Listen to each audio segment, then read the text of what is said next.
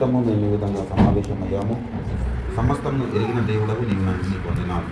కరుణగల మా తండ్రి, నీ యొక్క కుమారుని లోకానికి నడిపించి నాయన ప్రభా నా తండ్రి అద్భుత రీతిగా నాయన వయసుకు వచ్చినప్పుడు తనకు జీవిత భాగస్వామిగా నా తండ్రి చెల్లి కృపను అనుగ్రహించి వారి దాంపత్య జీవితాన్ని ఆశీర్వదించి వారికి ఇచ్చిన చక్కటి సంతానము కుమారుడు ప్రభా ఇవాన్ని బట్టి నీకు వందనాలు. అదేవిధంగా రెండవ సంతానముగా కుమార్తె ప్రభా నా తండ్రి ఇవాన్ని బట్టి నీకు వందనాలు.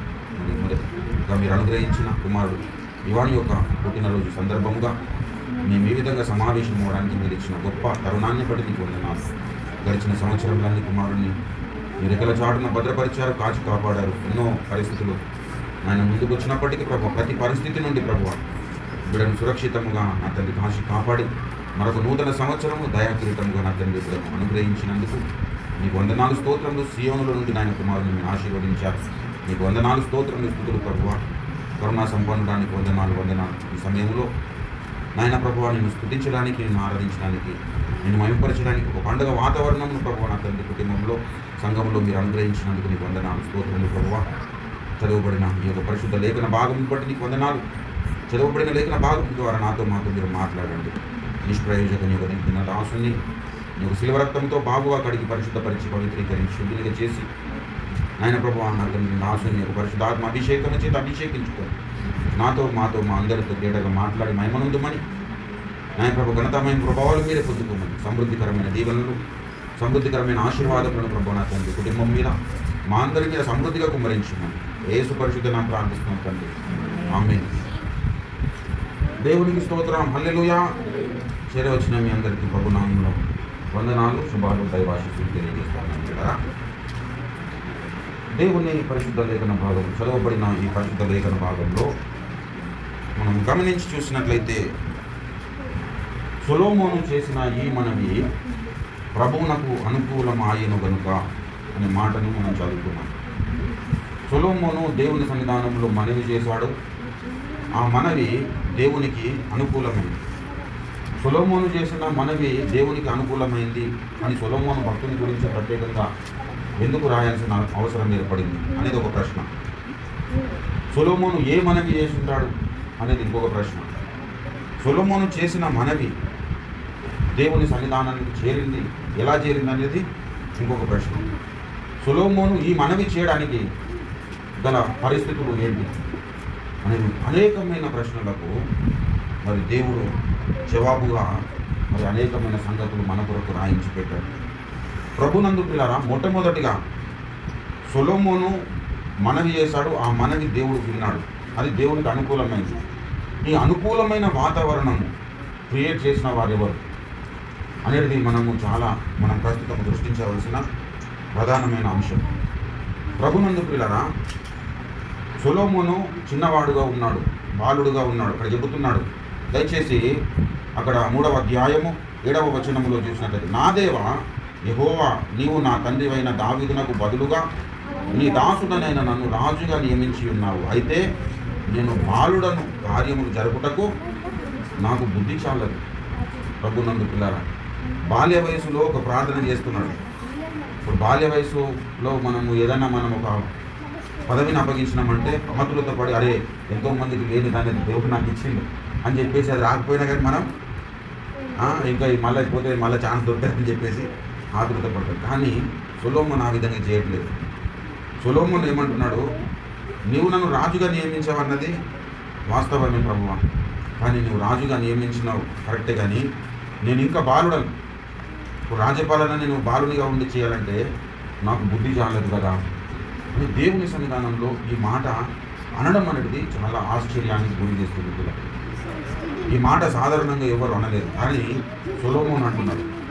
మొట్టమొదటిగా సొలొమోను చేసిన ప్రార్థన దేవునికి అనుకూలమైంది అనేది ఒకటి ఆశ్చర్యకరమైన విషయం. అయితే సొలొమోను దేవుని సన్నిధానంలో ఈ ప్రార్థన చేస్తున్నాడు, నాకు బుద్ధి చాలదు నాయన, నేను బాలుడను, నువ్వు రాజుగా నియమించావు కానీ నాకు ఇంకా యోగ్యత లేదు అని తాను దేవుని సన్నిధానంలో వ్యక్తపరుచుకుంటున్నాడు.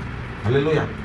మనము దేవుని దృష్టికి ఎప్పుడైనా ఒక సొలొమోను లాంటి వ్యక్తిత్వాన్ని కనపరిచే వారము ఉండాలి. మనకు ఎంత తెలిసినా కానీ ప్రభువా నాకు ఏం తెలియదు నాన్న, మనం ఎంత ఎదిగినా కానీ దేవుని సన్నిధానంలో ఒదిగి ఉన్నప్పుడే దేవుడు ఉన్నతమైన బాధ్యతలను దేవుడు మనకు అనుగ్రహిస్తాడు. హల్లెలూయా. సొలొమోను చేసిన మనవి ప్రభువునకు అనుకూలమైందంటే అంతకు ముందున్న ఆ పరిస్థితిని క్రియేట్ చేసిన ఒక వ్యక్తి దావీదు భక్తుడు. హల్లెలూయా. ఇక్కడ చూసినట్లయితే 6వ వచనంలో సొలొమోను ఇలాగు మనవి చేసింది, దాసుడను నా తండ్రియునైన దావీదు నీ దృష్టికి అనుకూలముగా, హల్లెలూయా, నీ దృష్టికి అనుకూలముగా ఏం చేసిందట? సత్యమును నీతిని అనుసరించి యథార్థమైన మనసు గలవాడై నీ దృష్టికి అనుకూలముగా. హల్లెలూయా. ఇక్కడ కూడా అనుకూలం అనే మాట చూస్తాం. ఫస్ట్ మూలవాక్యంలో ఏమన్నాడు? సొలొమోను చేసిన ప్రార్థన దేవునికి అనుకూలముగా ఉంది. అంతకుముందు ఆ ప్రార్థన చేయడానికి ఇతన్ని ప్రేరేపించిన ఒక వ్యక్తి దావీదు భక్తుడు. అతని ప్రవర్తన, హల్లెలూయా, అతని ప్రవర్తన దేవుని దృష్టికి అనుకూలముగా ఉన్నది. హల్లెలూయా. దావీదు నీ దృష్టికి అనుకూలముగా సత్యమును నీతిని అనుసరించి యథార్థమైన మనస్సు కలిగి ప్రవర్తించిన కనుక నీవు అతని ఎడల పరిపూర్ణ కటాక్షము అగుపరిచి అంటున్నాడు. దావీదుకు దేవుడు పరిపూర్ణమైన కటాక్షమును అగ్గుపరిచాడు. అయితే దావీదులాగా నాకు కూడా ఆ కటాక్షం ఇచ్చావంటాడు. ఈ దినమున ఉన్నట్టుగా అతని సింహాసనము మీద అతని కుమారుని కూర్చుండబెట్టి అతని యందు మహాకృపను చూపి ఉన్నాం. హల్లెలూయా. కారణం ఏంటంటే దావీదు నడిచిన అడుగు జాడలలో సొలొమోను నడిచాడు. హల్లెలూయా. దావీదు దేవుని దృష్టికి అనుకూలుడు, సొలొమోను దేవుని దృష్టికి అనుకూలుడుగా నడుచుకున్నాడు కాబట్టి సొలొమోను మనవి దేవుడు విన్నాడు. హల్లెలూయా. ప్రభునందు ప్రియులారా, మన జీవితంలో మనము అడుగు జాడలలో నడవడం అనేది మనకు ప్రధాన ధ్యేయముగా ఉండాలి.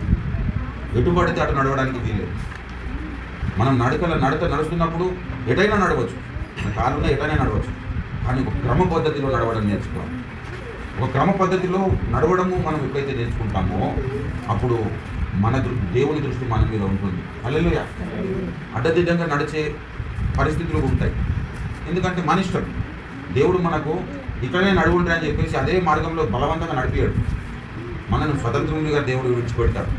కానీ మనమే మన నడకను మనం ఏర్పాటు చేసుకోవాలి. ఈ అడుగు జాడలలో నడిస్తే దేవుని దృష్టికి నేను యోగ్యునిగా ఉంటానని అనుకోవాలి. హల్లెలూయా. ప్రభునందుకు ఎప్పుడైతే ఆ పరిస్థితిని మనం క్రియేట్ చేసుకోగలుగుతామో అప్పుడు దేవుడు మన మీద దృష్టి పెడతాడు. యోబు అలా నడుచుకున్నాడు.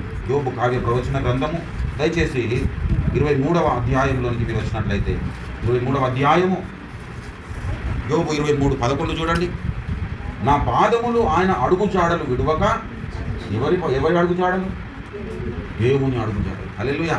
ఇప్పుడు దావీదు దేవుని దృష్టికి అనుకూలముగా ప్రవర్తించాడంటే దావీదు ఏ అడుగు జాడలో నడిచినాడు? దేవుని అడుగు జాడలు. ఇప్పుడు సొలొమోను చేసిన ప్రార్థన దేవునికి అనుకూలముగా ఉన్నదంటే సొలొమోను ఏ అడుగు జాడలో నడిచినాడు? దేవుని అడుగు జాడలు. ఇప్పుడు యోబు చెబుతున్నాడు తన సాక్ష్యం, నా పాదములు ఆయన అడుగు జాడలు విడువక నడిచిన అన్నాడు.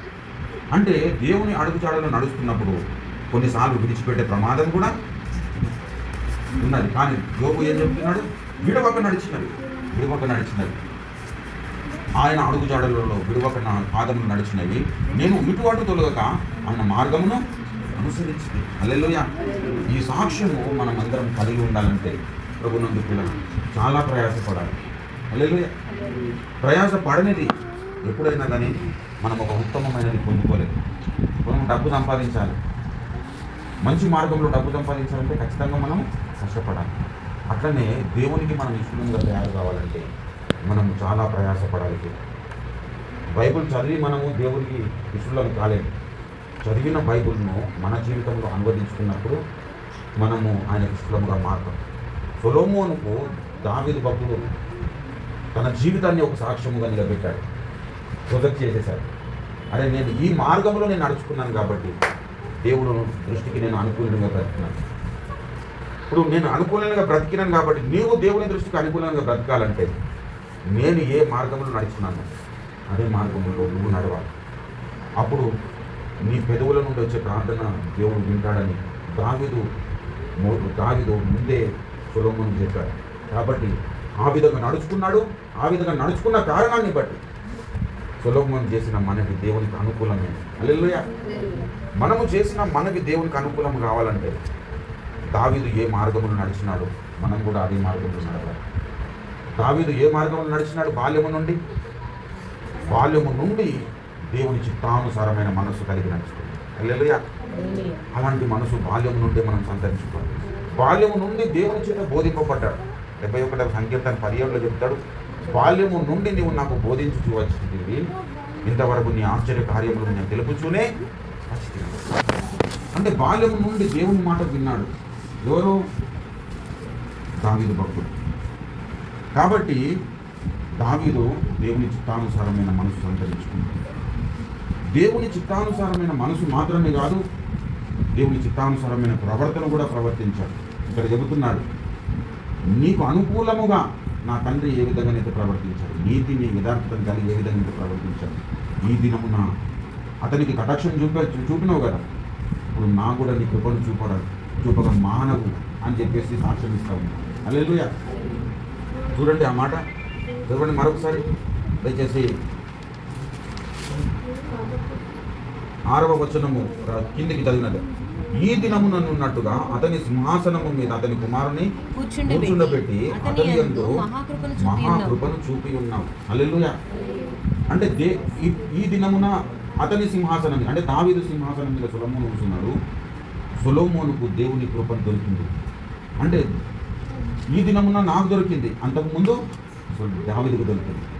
అంటే ప్రభునందు పిల్లరా, ఎవరైతే దేవుని దృష్టికి అనుకూలంగా బ్రతుకుతారో వారికి దేవుని కటాక్షం ఉంటుంది. వారి మీద దేవుని కటాక్షం వారి పిల్ల తరమున నిలుచునని అన్నాడు. హల్లెలూయా. ప్రభునందు పిల్లలు మనము మాత్రమే కాదు, మన పిల్లలకు కూడా మన మీదికి వచ్చిన ఆశీర్వాదము రావాలి. అంటే దావీదుకు వచ్చిన ఆశీర్వాదము దావీదు కుమారుడైన సొలొమోను మీదకి వచ్చింది.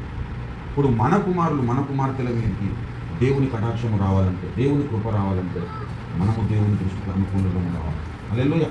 అందుకే 127వ సంకీర్తనలో చెబుతాడు, నీ పిల్లలు నీ భోజనపు బల్ల చుట్టూ ఒలీవ మొక్కల వలె ఉందురు అన్నాడు. 128వ అధ్యాయము దయచేసి. నీ భోజనపు బల్ల చుట్టూ నీ పిల్లలు ఒలీవ మొక్కల వలె ఉందురు, యెహోవా యందు భయభక్తులు గలవాడు ఈలాగు ఆశీర్వదింపబడును. 2వ వచనం చదవండి. నిశ్చయముగా నీవు నీ చేతుల కష్టార్జితం అనుభవించెదవు, నీవు ధన్యుడవు, నీకు మేలు కలుగును, నీ లోగిట నీ భార్య ఫలించు ద్రాక్ష వల్లి వలె ఉంది. హల్లెలూయా. ప్రభునందు పిల్లరా, ఎప్పుడైతే మనము దేవుని దృష్టికి అనుకూలమవుతామో, ఏ మార్గంలో దేవుడు నడుమన్నాడు ఆ మార్గంలో ఎప్పుడైతే మనం నడుస్తామో అప్పుడు పిల్లరా మన పెద్దవారి మీద ఉన్న ఆశీర్వాదం మనం తీసుకొస్తుంది. హల్లెలూయా. అంటే దీనిలో మనం ఒక శ్రేష్టమైన విషయాన్ని గమనించాలి. అంటే మన పెద్దవాళ్ళు ఎట్లా నడిస్తే వాళ్ళు అట్లా మనం నడిస్తే కాదు, దేవుని దృష్టికి ఎవరైతే అనుకూలంగా నడుస్తారో వారిని అనుసరించి నడుచుకోవాలి. హల్లెలూయా. ఇప్పుడు ఎవరైతే పర్లేదు సార్ ఏదో ఒకటి పెద్దలను అనుసరిస్తే సరిపోతే అనుకోవద్దు. ఎవరైతే మనం కనిపెట్టాలి, ఎవరు దేవుని దృష్టికి అనుకూలంగా బ్రతుకుతున్నారు వారిని మనం అనుసరించి నడుచుకోవాలి. దయచేసి 2వ కొరింథీ పత్రిక 12వ అధ్యాయము దయచేసి 18వ వచనంలో చూసినట్లయితే, మీ యొద్దకు వెలుటకు తీతును హెచ్చరించి అతనితో కూడా ఒక సహోదరుని పంపించింది. తీతు మిమ్ముని మోసపుచ్చి ఏమైనా ఆర్జించుకునేనా? మేము ఒక్క ఆత్మ వలనే ఒక్క అడుగు జాడలే అందే నడుచుకోలేదు. హల్లెలూయా. ఎవరు చెప్తున్నారు? పౌలన్న చెప్తున్నాడు. పౌలన్న ఎవరు? దేవుని నేను క్రీస్తుతో కూడా సిలువ వేయబడి ఇంకా జీవించవాడని నేను కాను, క్రీస్తు నాయంలో నేను క్రీస్తుతో కూడా సిలువ వేయబడి ఉన్నాను. అంత మాత్రమే కాదు. 11వ అధ్యాయం రండి. 1 కొరింథీ 11వ అధ్యాయం 11వ అధ్యాయం 1వ వచనం. నేను క్రీస్తును పోలి నడుచుకున్న ప్రకారం, అంటే క్రీస్తును పోలి నడుచుకున్న ఒక వ్యక్తిని గురించి సాక్ష్యం ఇస్తున్నాడు. ఏమని? మేము ఒక్క అడుగు జాడలేదు నడుచుకోనలేదా? హల్లెలూయా. ప్రభునందు పిల్లరా, ఒక్క అడుగు జాడలేందో మరి తీతు నడుచుకున్నాడట. ఏ మార్గంలోనైతే తిమోతి నడిచినాడో, పౌలన్న నడిచినాడో అదే మార్గంలో మరి తీతు నడిచాడు పిల్లరా.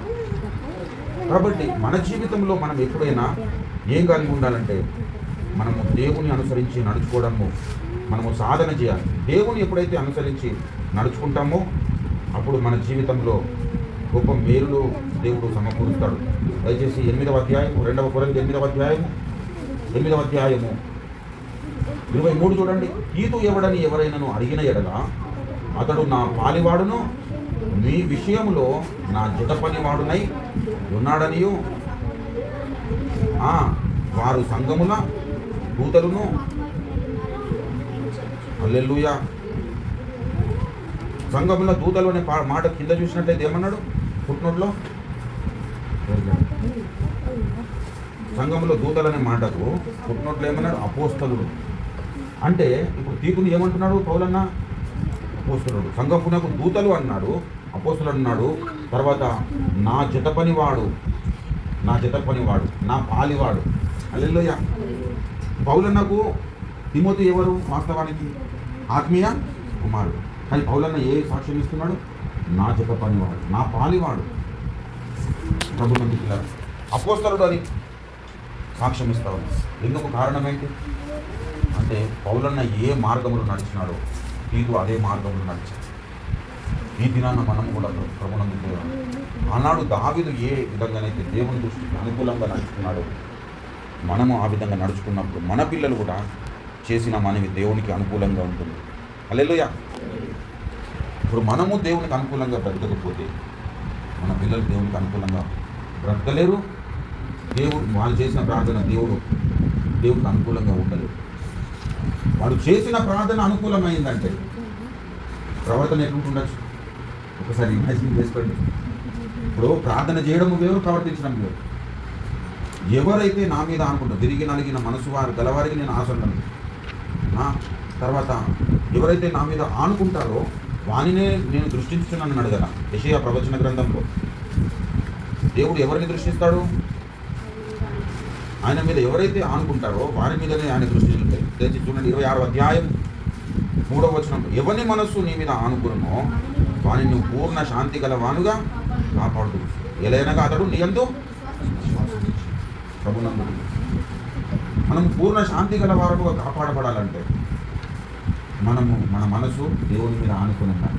ఇప్పుడు దేవుని మీద మనసు ఆనుకొని ఉంటే మనల్ని పూర్ణ శాంతి గల వారుగా దేవుడు కాపాడతాడు. ఆ కాపాడబడడానికి ముందు పూర్ణ మనస్సు మనకు ఉండాలి.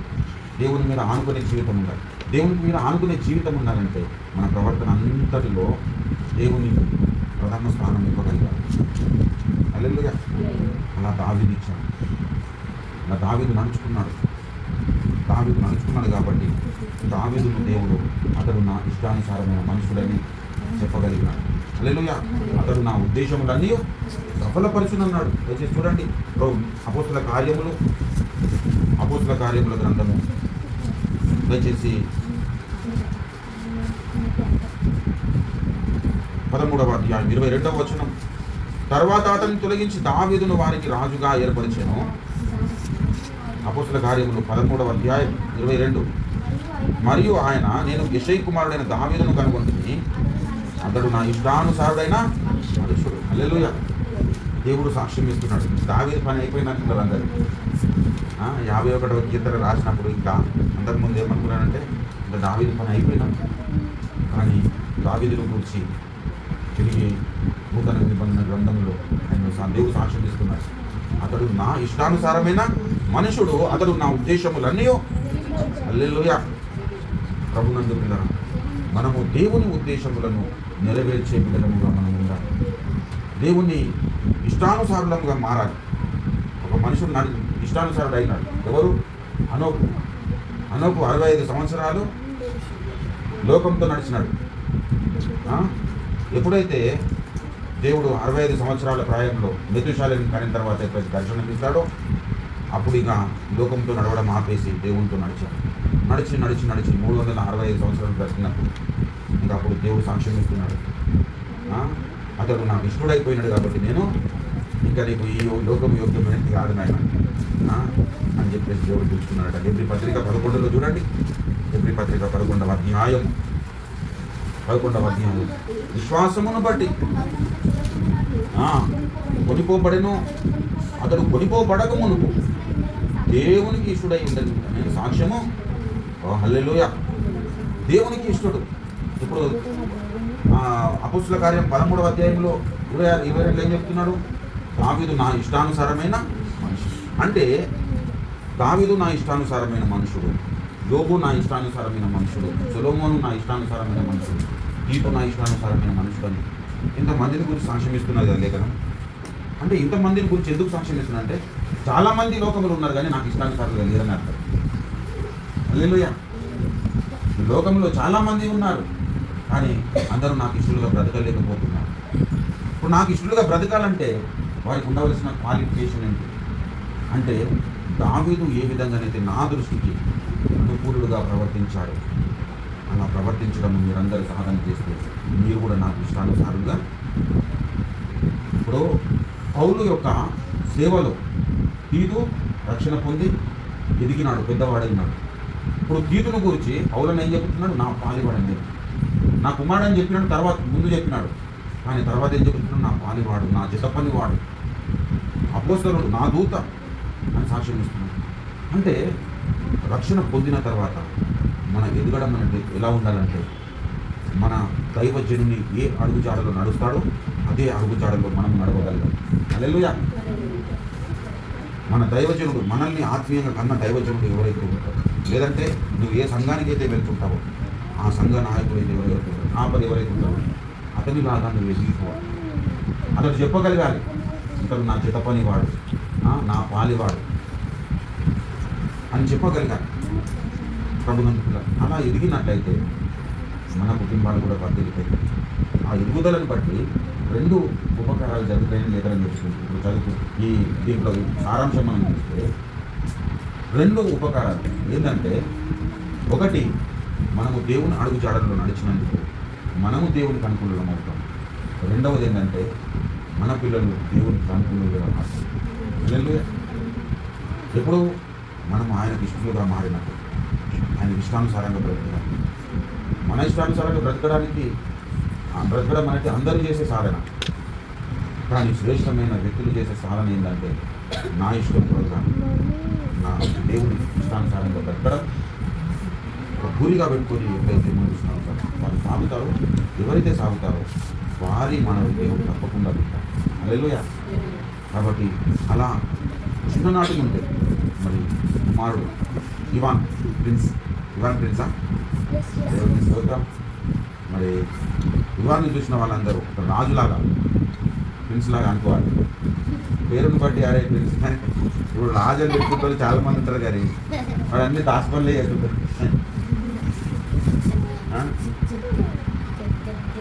అంటే పనులలో కాదు కాదు మన ఆలోచన తలంపులు క్రియలు అన్నీ అంతా ఇరుకిరుకులు ఉంటాయి. రాజు అంటే ఎంత బందోబస్తు ఉండాలి, ఆలోచనలో కానీ తలంపుల్లో కానీ హోదాలో కానీ ఏ దాంట్లో అయినా అట్లా తయారు కావాలంటే మరి ప్రతిరోజు దేవుడికి అనుకూలంగా బ్రతకడం నేర్పించాలి.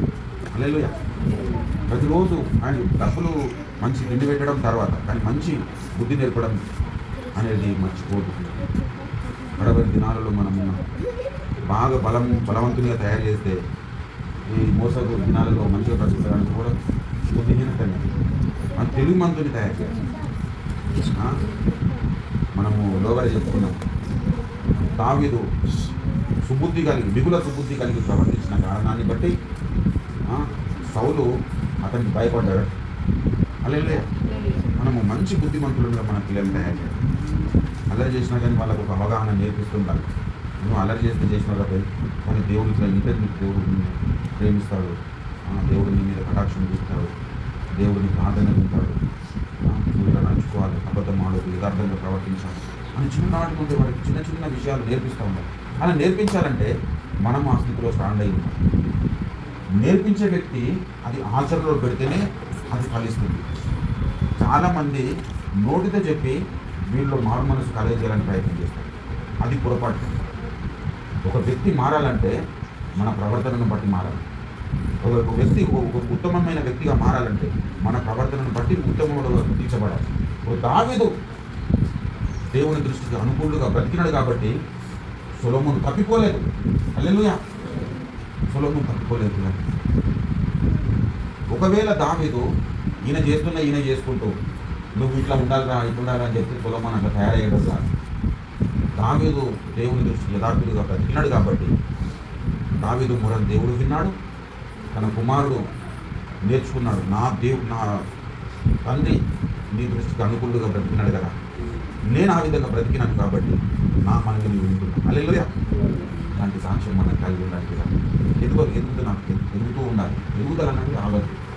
భౌతిక జీవితంలో ఎదుగుదలకు బ్రేకులు పడతాయి, కానీ ఆత్మీయ జీవితంలో ఎదుగుదలకు బ్రేక్ ఉండదు, రివర్స్ రావద్దు. కొంతమంది ఎక్కినట్లే ఎక్కువ పైకి ప్రార్థన చేస్తారు, వాక్యం చదువుతారు, మంచిగా పూలికలు అటెండ్ అవుతారు, లేదంటే అన్ని విధాలు ఉంటారు. మళ్ళీ ఏమవుతుంది, మళ్ళీ తప్పత ఎదుగుదలనే కాదు. అంటే పలానా విషయంలో నేను డిస్టర్బ్ అయినానంటే నువ్వు డిస్టర్బ్ వస్తాయి ఎదుగుదలకు, నువ్వు స్థిరంగా ఉన్నావా లేదా అనేది నిరూపించుకోవడానికి. ఇప్పుడు మనకు ఆటంకాలు ఏర్పడితే ఎందుకు అంటే నీ భక్తి జీవితము స్టాండర్డ్గా ఉందా లేదా అని తెలుసుకోవడానికి. హల్లెలూయా. ఇప్పుడు మనము మొన్న అంతకుముందు వారం యోబు గురించి మనం నేర్చుకున్నాం. యోబును పరీక్షించాడు, అన్నీ తీసేసిన, అప్పుడు కూడా దేవుడు యథార్థంగా నడుచుకున్నాడు. తర్వాత మరొక దినము తటస్థించినప్పుడు మళ్ళీ ఏమన్నాడు, మనకు మంచి ఆరోగ్యం ఇచ్చినావు కాబట్టి అన్ని భయభక్తులు కలిగినాడు. సరే ఆరోగ్యం కూడా తీసేద్దాం, ఆరోగ్యం కూడా పోయింది, అందరు పోయిండ్రు, ఆస్తి పోయింది, ఆరోగ్యం కూడా లేదు, ఏం లేదు, పిల్లపెంక తప్ప. అట్లాంటి పరిస్థితుల్లో యోగు అదే యథార్థత, అన్నీ ఉన్నప్పుడు ఎలాంటి యథార్థతలో, రోగిగా ఉన్నప్పుడు కూడా అదే యథార్థతను కనబడచ్చు. నేను చిన్నగా తలను వస్తుంటే దేవుడు యాక్సెప్ట్ చేస్తారు లేదు అంటే నాకు ఈరోజు కొంచెం ఇటు సైడ్ పట్టేసినట్టు అనిపిస్తుంది, అందుకే రాలేకపోతుంది. పట్టేసిన విషయం దేవుడు తెలియదు. ఆన్లైన్లో పట్టేసిన దానికి సంబంధించిన ప్రతి దాంట్లో ఎడ్యుకేట్ చేసుకున్నాను. నాకు ఇలాంటి ఆరోగ్యం బాగాలేదు అయినా కానీ నేను దేవుడిని కనపడతాను అని అనుకున్న వాళ్ళే దేవుని దృష్టిని లోతుగా తయారు. నేను సీరియస్గా తెలుస్తున్నాను, చాలా సీరియస్గా చూస్తున్నాను. ఇక్కడ నేను చివరి దినాల్లో ఉన్నాను. మన ప్రవర్తన అనుకూలంగా ఉంటేనే మన కుటుంబం అనుకూలంగా తయారవుతుంది, మన పిల్లలు అనుకూలంగా తయారవుతారు, మన పరిస్థితులు అనుకూలంగా తయారవుతాయి. హల్లెలూయా. సింహము బోను దానియేలుకు అనుకూలంగా తయారైతే లేదా? అగ్నిగుండము శద్రకు మేషకు అబెద్నెగోలకు అనుకూలంగా తయారైనప్పుడు నీ తలనొప్పి నీకు ఎందుకు అనుకూలంగా తయారయ్యాయి? నీ నోటి నీకు ఎందుకు అనుకూలంగా తయారయ్యాయి? మిమ్మల్ని డిస్టర్బ్ చేయడానికి కాదు, మీరు ఉన్నతమైన స్థానంలో నిలబడాలి. పౌలన్న చెప్పిండు నీతుని గురించి ఏమని, నా జత పనివాడు నా పాలివాడు. ఇప్పుడు నేను కూడా చెప్పాలన్నా లేదా మీ గురించి? చెప్పాలన్నా లేదంటే అంటున్నా, చెప్పాలన్నా లేదా? అందరు చెప్పండి ఒకసారి, చెప్పాలన్నా లేదా? మీరు మరి చెప్పాలంటే ఏం చేయాలి? మీరు నాకంటే బెటర్గా నడుచుకోవాలి. హల్లెలూయా. నేను ఏదో అటు తక్కువ దడికి నడుచుకున్నా కానీ మీరు క్రమంగా నడుచుకుంటే మీరు నాకంటే ఉన్నతమైన స్థితిలో ఉంటారు. హల్లెలూయా. నాకంటే బెటర్ ప్లేస్లో, బెటర్ స్థానంలో మీరు ఉండాలని మనస్ఫూర్తిగా నేను ఆశిస్తూ ఉన్నాను పిల్లలు. కాబట్టి అలా ఉండాలంటే మనము దావీదులాగా నడుచుకోవాలి. అప్పుడు అతడు నా ఇష్టానుసారమైన మనుషుడు, అతడు నా ఉద్దేశములన్నీ నెరవేర్చు. అంటే దీంట్లో ఒక విషయం గమనించాలి. మనం ఇష్టానుసారులం, దేవుని ఇష్టానుసారులకు మారకపోతే దేవుని ఉద్దేశంలో సఫలీకృతం చేయలేమని అర్థం. దేవుని ఉద్దేశంలో సఫలీకృతం చేస్తున్నామని అనుకుంటాం. అంటే ప్రార్థనకు వెళ్తున్నాము, కానుకలు ఇస్తున్నాము, యానివర్సరీలో పాల్గొంటున్నాము అని అనుకుని మేము ఎదుగుతున్నామని అనుకుంటాం. కానీ ఎప్పుడైతే మనము ఇష్టానుసారులంగా మారుతామో అప్పుడే దేవుని ఉద్దేశంలో సఫలీకృతం చేయాలి. అప్పటి వరకు మనం సైకిల్ దొక్కుతుంటాం కానీ స్టాండ్ తీయకుండా, స్టాండే సైకిల్ దొక్కినాం అనుకో అది ముంగడి పోతారా? స్టాండే సైకిల్ దొక్కుతుంది ముంగడి పోతుంది. స్టాండ్ తీయాలి, చెడవలు ఎక్కిస్తుండాలి, మధ్యలో పంక్చర్ అయినా కానీ బాగు చేసుకుంటున్నాం. అదే జీవితం. అలాగే నష్టం జరిగింది కాబట్టి నేను ఇట్లుంటాను అట్లుంటాను. హల్లెలూయా. కాబట్టి పిల్లరా, మన భక్తి జీవితంలో అన్ని విధాలుగా మనము స్టాండర్డ్గా తయారు కావాలంటే కొన్ని పరిస్థితులను మనము చూడాల్సిన పరిస్థితులు ఏర్పడుతుంది. అలా ఏర్పడ్డప్పుడు మనం వెనుకడుగు. దావీదు ఎన్నో విషయాలు తట్టుకున్నాడు. నిర్ణయితముగా ద్వేషింపబడ్డాడు, నిర్నిర్మితముగా దూషింపబడ్డాడు. తన సొంత కుమారుడే చంపాలని తిరిగాడు పక్షాలు. అవునా? ఇవన్నీ తట్టుకొని అరే వీళ్ళందరూ ఇట్లా చేస్తారు కాబట్టి కొంచెం ప్రార్థన తగ్గిద్దాం అనుకున్నాడా?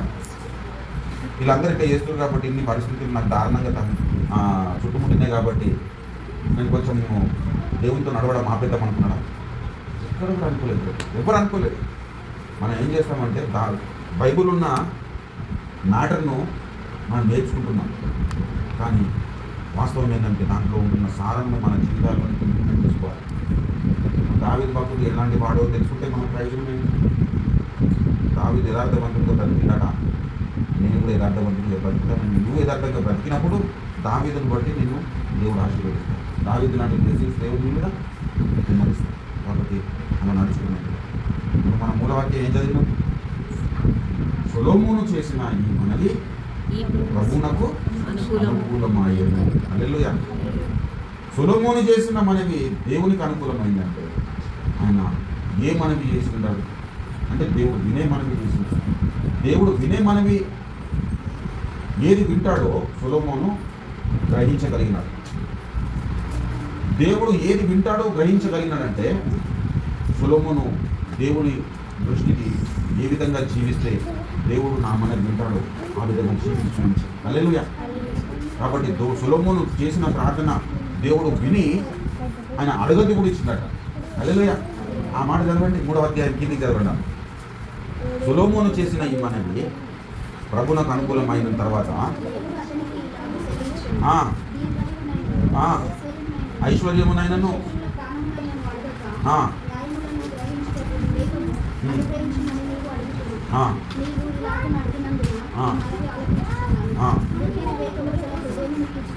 బుద్ధి వివేకము గల హృదయము నీకు ఇచ్చుచున్నాను. పూర్వీకులలో నీ వంటి వాడు ఒకడును లేడు, ఇక మీద నీ వంటి వాడు ఒకడును ఉండడు. మరియు నీవు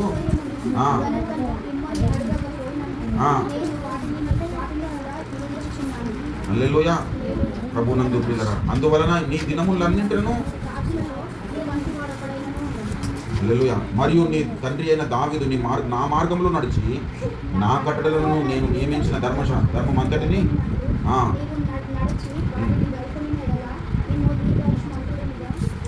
హల్లెలూయా. చూడండి, కాబట్టి ఇలా మనం నడుచుకోవాలి. ఇలా దేవుడు అడిగినవి మాత్రమే కాదు, అడగని కూడా మనకి ఏవేవి కావాలనో దేవుడికి తెలుసు. కాబట్టి అవి కూడా ఇస్తారట ఎప్పుడు మనం అనుకూలంగా బ్రతికినాం. కాబట్టి అలా మరి కుమారుడు ఇవాన్ మరి తన జీవితం అంతా మరి దేవునికి అనుకూలంగా దేవునికి ఇష్టంగా బ్రతుకుతూ దేవుని చిత్తానుసారమైన మరి పనిలో దేవుని ఉద్దేశంలో సఫలీకృతం చేసే క్రమంలో కుమారుడు సాగాలని మనస్ఫూర్తిగా కోరుకుంటూ ఇక్కడ ఉన్న మనమందరము దేవునికి ఇష్టముగా, దేవునికి అనుకూలముగా, దేవుని దృష్టికి యోగ్యులముగా మరి జీవించడానికి దేవుడే సమస్త విధాలుగా మనకి ఆదరిస్తూ బలపరుస్తూ క్రమక్రమంగా మనం ఉన్నతమైన స్థితిలోనికి నడుచుకుంటూ మరి దావీదు భక్తుడు ఏ విధంగా దేవుని ఉద్దేశంలో సఫలీకృతం చేసినాడు, మనం కూడా దేవుని ఉద్దేశంలో సఫలీకృతం చేసే విధంగా మనల్ని అందరినీ దీన్ని ఆశీర్వదించి నడిపించి మహిమను కాదు. ఆమె ప్రార్థన చేస్తుంది. హల్లెలూయా. ప్రార్థన చేద్దాం. హల్లెలూయా, హల్లెలూయా. దేవానికి వందనాలు, స్తోత్రం. ఉన్నతుడానికి వందనాలు, స్తోత్రం.